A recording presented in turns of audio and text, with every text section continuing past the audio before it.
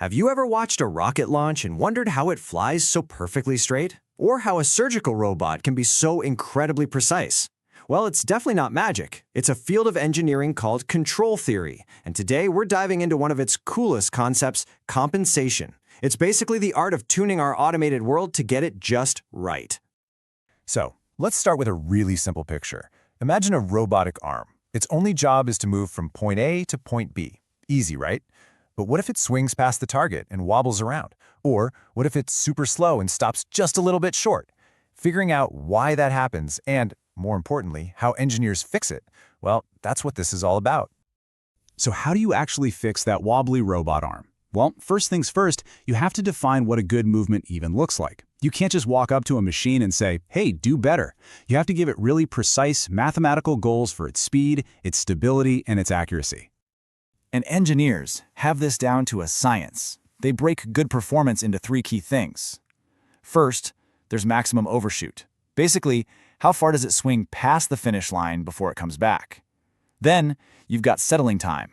How quickly does it stop all that wobbling and just settle down? And finally, steady-state error. Okay, once it's stopped, how close did it actually get? Are we off by a millimeter or something you can't even see? This is exactly where compensation comes into play. It's the art of adding a new component, we call it a compensator, to the system to literally tune its behavior. The analogy here is perfect. It's just like tuning a guitar string to hit the exact right note. Engineers use compensation to make sure a system hits its performance targets every single time. So how do they actually do this tuning? It's not just a bunch of random trial and error. Nope, engineers have this incredible tool that's kind of like a secret map. It lets them see all the possible ways a system might behave before they even build a single part. This map is called a root locus plot. Think of it as a graph where every single line represents a possible future for the system. Each one of those paths is determined by turning just one knob, usually something called gain, which is kind of like the system's volume control.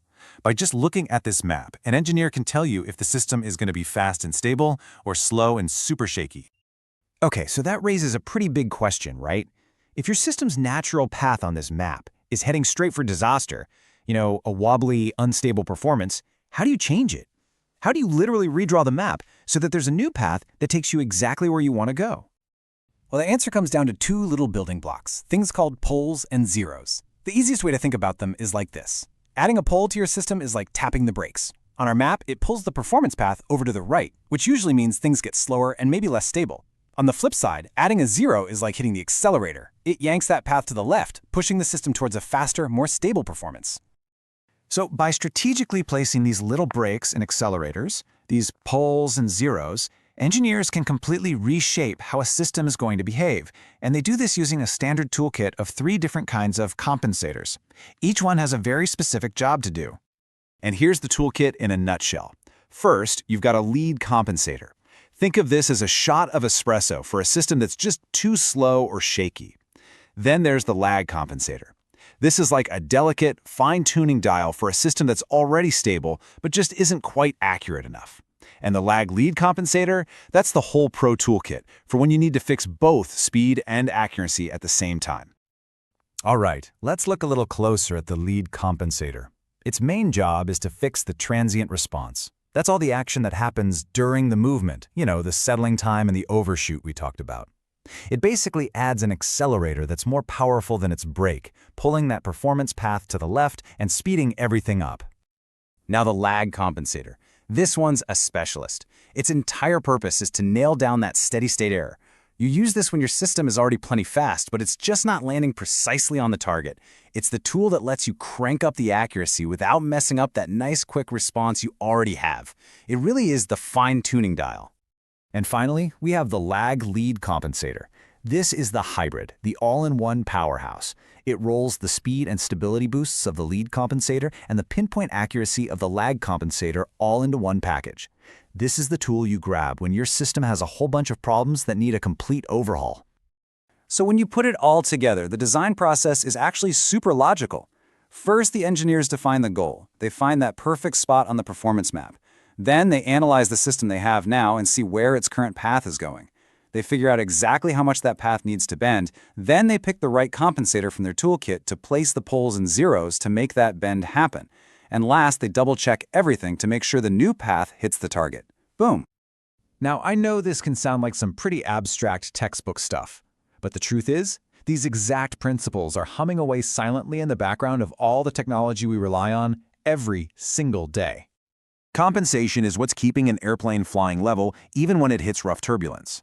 It's what allows a surgical robot to make an incision with a precision that no human hand could ever match.